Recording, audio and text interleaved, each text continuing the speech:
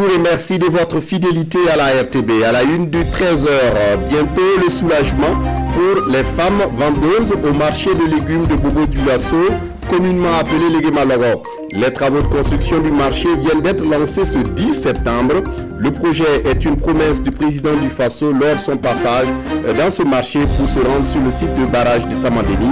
Comment les bénéficiaires accueillent le lancement du projet? On en parle dans ce journal. Et dans ce journal au Mali, 3 jours de discussion entre la junte et la société civile.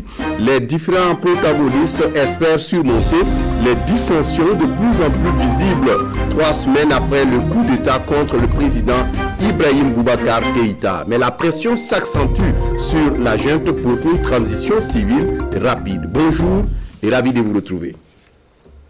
Après avoir changé de site plusieurs fois dans la ville de Bobo-Dioulasso, le marché de légumes de Bobo-Dioulasso, communément appelé Légué-Maloro, aura bientôt un site définitif. La pose de la première pierre des travaux est intervenue ce 10 septembre. Une nouvelle infrastructure qui va coûter autour de demi-milliard de francs CFA et pourra à terme aider à améliorer les conditions de travail des femmes qui exercent dans ce marché. La réalisation du projet est une promesse du président du Faso, Ali Traoré. Lors de son passage pour se rendre sur le site du barrage de Samadeni, le président du Faso avait promis de construire le marché des légumes de Légué-Maloro.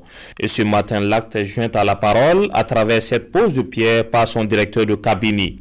D'ici 4 mois sortiront de terre sur un espace de 6128 mètres carrés, 77 hangars avec une superficie de 56 mètres carrés chacune. Une nouvelle infrastructure qui, une fois achevée, permettra à 2000 femmes d'exercer pleinement leur commerce. Avec beaucoup de satisfaction que nous sommes venus donner effet à un engagement du chef de l'État pour améliorer le cadre de travail des femmes de Légué-Maloro.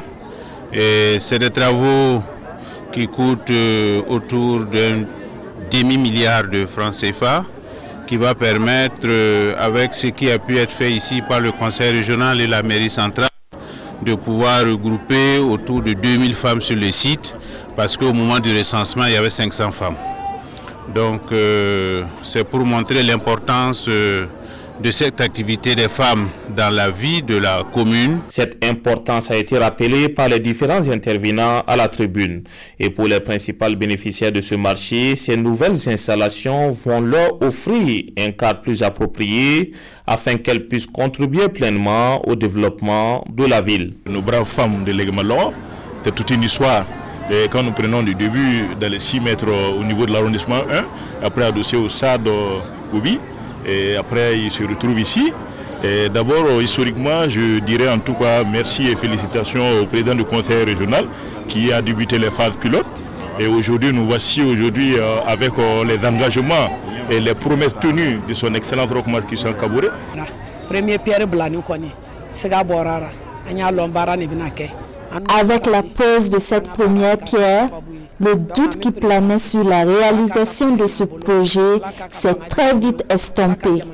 Nous saluons le président du Faso pour avoir tenu ses engagements.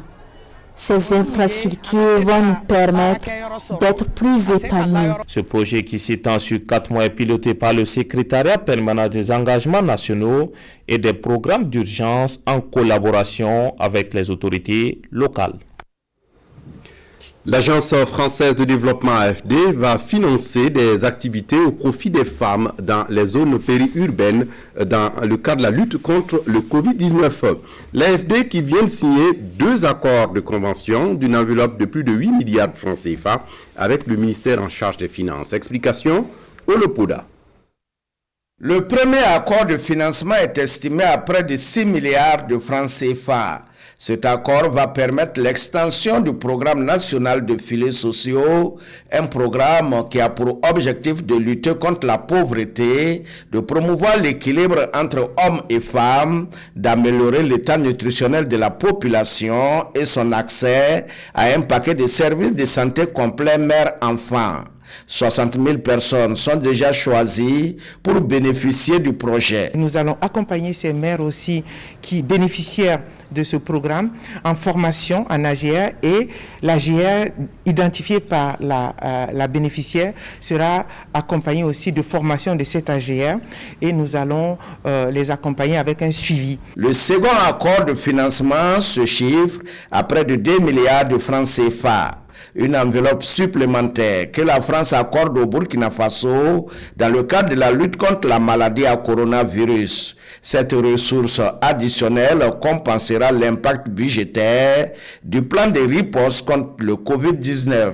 À travers ces accords, la France réaffirme son soutien au peuple burkinabé. Donc on est très content ce soir de pouvoir effectivement marquer la solidarité de la France à l'égard de la population burkinabé, parce qu'on finance souvent des projets en matière d'éducation, de gouvernance, d'infrastructure, etc., ce qui est très bien en soi, mais il faut aussi penser aux populations qui souffrent et qui quelquefois sont un peu les oubliés de ces projets de développement. Et là, grâce à ce partenariat avec le ministère de Mme Edmundo Marshall, on va pouvoir atteindre ces populations, et j'en suis très, très heureux. Outre ces deux accords, la France accompagne le Burkina Faso dans d'autres secteurs, entre autres le développement urbain, l'agriculture, l'eau et l'assainissement. La caravane PNDS poursuit son périple à travers les régions du Burkina Faso. Cette semaine, elle a déposé ses valises dans le nord.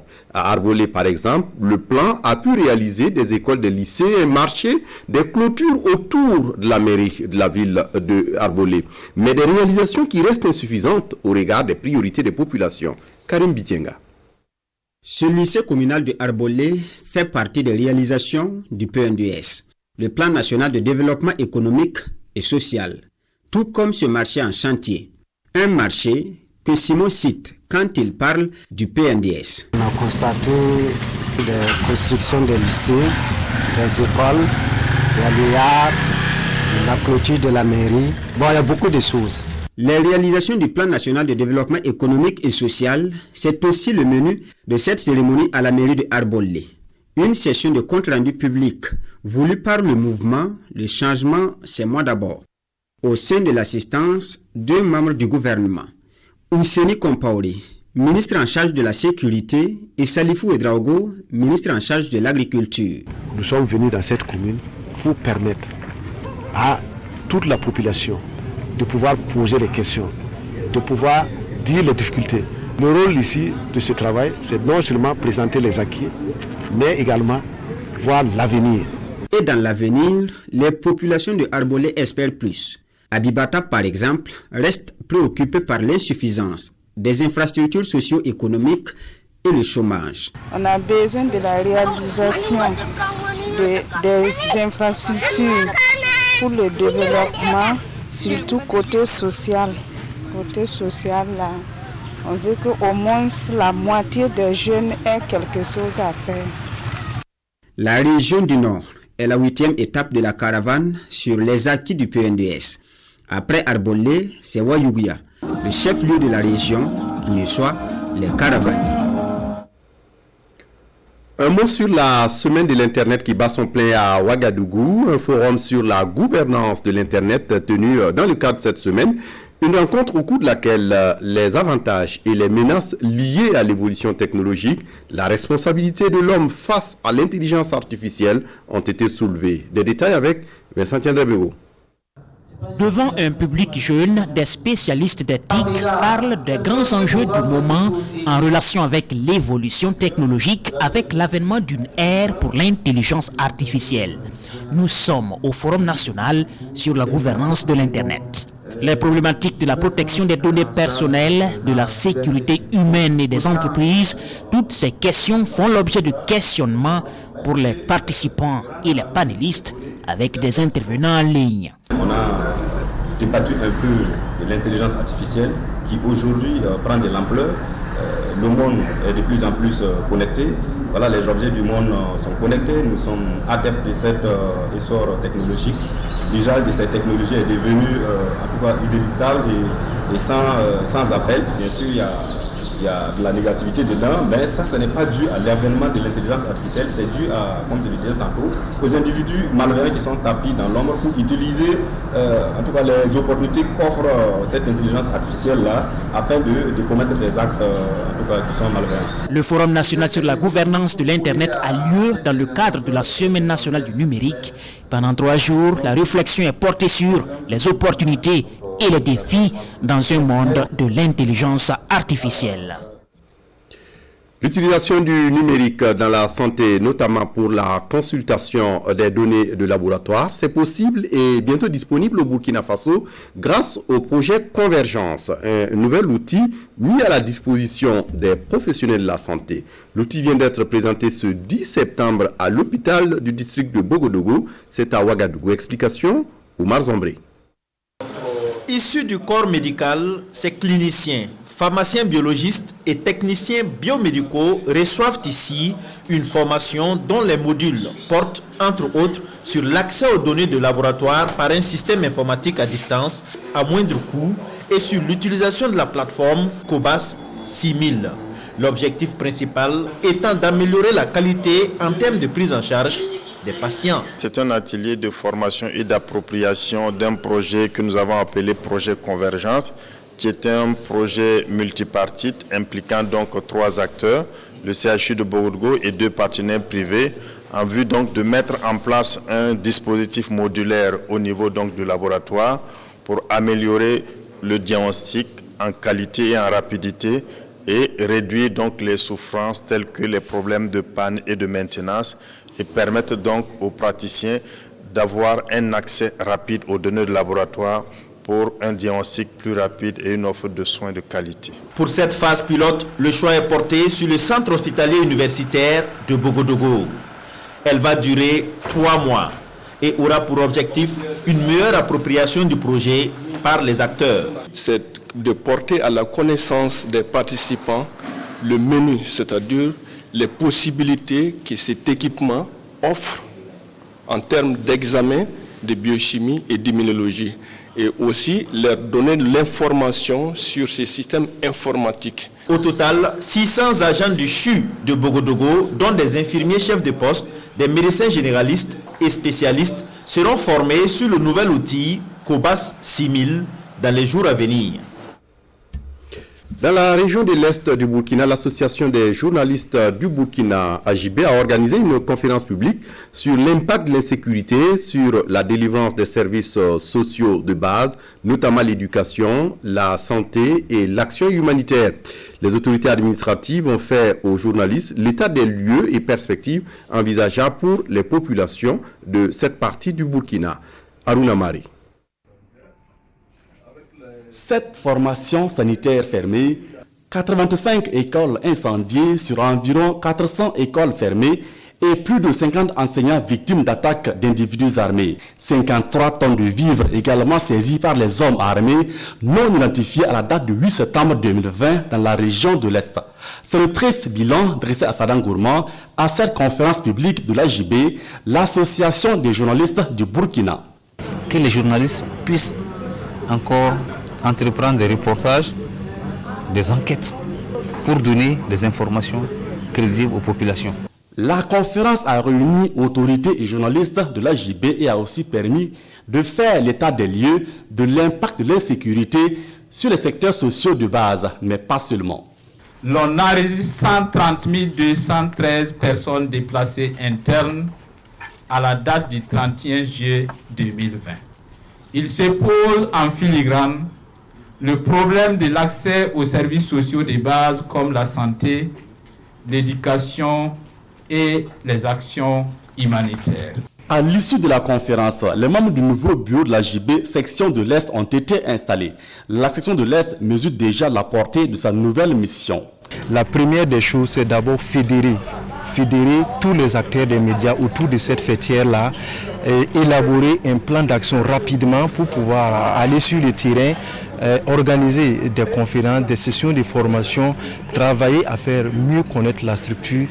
Le nouveau bureau AJB peut compter sur l'engagement de l'ensemble des journalistes disposés à accompagner le nouveau bureau pour la défense des intérêts matériels et moraux de l'association. Retour à Ouagadougou, le Fonds d'appui à la presse privée va entreprendre une étude d'audience des médias au Burkina Faso. Le fonds souhaite avoir une idée exacte de l'audimat des médias fonctionnels. L'étude va coûter 190 millions de francs CFA et concernera les 45 provinces du pays. Oumou Sissé. Quelles sont les chaînes de télévision les plus suivies, les radios les plus écoutées et les journaux les plus lus au Burkina Faso? La réponse dans quelques mois après la réalisation de l'étude sur l'audience des médias burkinabés. Une étude d'envergure nationale qui va concerner toutes les 45 provinces et toucher environ 28 000 personnes. Les études qui ont été menées jusqu'à présent, c'était partiel, mais nous avons voulu embrasser l'ensemble du territoire pour avoir une idée sur l'audience, l'existence des médias, les préférences des populations, l'offre. Est-ce que l'offre est adaptée à le mode de consommation aussi de l'information? Cette étude va se dérouler en 5 phases. Il s'agit du traitement de la méthodologie, de l'enquête pilote, de la collecte sur le terrain, des phases d'exploitation des informations collectées et de la validation du rapport final. Les données recueillies permettront de classer les médias selon leur code de popularité. Plus d'une centaine de médias fonctionnels sont concernés. Dans la vie des médias, cela pourra changer peut-être l'offre. Les médias auront les attentes des populations à leur disposition pendant une bonne période. Et pour attester du sérieux de l'étude, la phase pratique est confiée à l'Institut national de la statistique et de la démographie. Elle va coûter 120 millions de francs CFA au Fonds d'appui à la presse privée.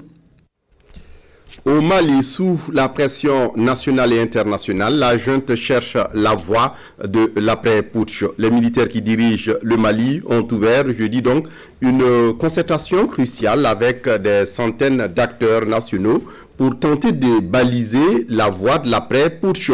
Sous la double pression de forces intérieures et d'une communauté internationale aux vues divergentes. Regardez. Au Mali, les discussions se poursuivent pour ramener des civils à la tête du pays.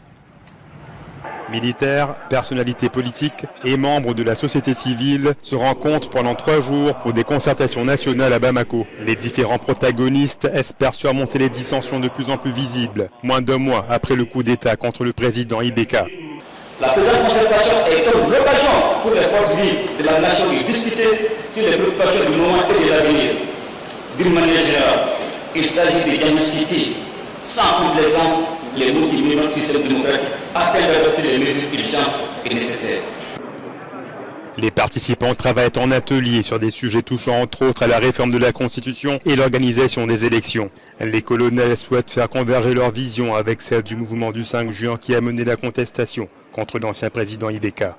C'est un discours d'introduction qui montre bien l'esprit dans lequel le CNSP se trouve, c'est-à-dire rassembler les Maliens et les amener à se parler, et à se parler franchement, et à évoquer tous les éléments liés à la transition et à convenir de quelque chose. Donc c'est un discours de consensus, c'est un discours d'encouragement. La pression s'accentue sur la junte alors que les membres de la CEDEAO font toujours pression pour une transition civile rapide. Et puis on referme ce journal avec la revue de presse des quotidiens, revue de presse signée Sekou Zongo. S'occuper des domaines fondamentaux du football burkinabé, engagement du nouveau président de la Fédération burkinabé de football, repris par aujourd'hui au Faso. Lazare Bansé prend officiellement fonction et pour lui, il n'y aura pas un discours avant et un discours après. Pour y arriver, le nouveau capitaine du navire FBF a besoin de tous, écrit aujourd'hui au Faso. Chose promise par Bansé qui compte d'anciens adversaires dans son équipe comme Aïbata Nyampa, Bertrand Kabouri. Je travaillerai à taire les rancœurs et à apaiser les cœurs. Propos de Lazare Bansé, choisi par le journal Le Pays à sa une. À quand la grande nation de football? Réponse du nouveau président dans les colonnes du journal Le Pays. Les chantiers seront ouverts sans attendre. Faire vivre toutes les ligues, tous les districts, tous les clubs et toutes les divisions. L'observateur parlera de conclure à ce sujet. Fédération burkinabé de football, Lazare Bansé de plein pied sur le gazon. Enfin, un délai pour définir les contours de la transition du Mali. Les forces vives du Mali s'accordent ainsi sur 72 heures, s'exclame aujourd'hui au Faso. Mais à y voir de près, c'est une mission difficile pour les participants à ces concertations, ajoute l'éditorialiste du journal. De ces concertations, 2 figures seront désignées, mais comment trouver ces 2 moutons à 5 pattes? Équation à plusieurs inconnus, ce qui amène aujourd'hui au Faso à orthographier. Transition au Mali, 3 jours de labeur, le feu aux fesses. C'est tout pour ce journal. Merci de votre attention. Mais l'information continue sur la RTB à partir de 14h en langue nationale, Moré et Fulfulde. D'ici là, excellente suite du programme.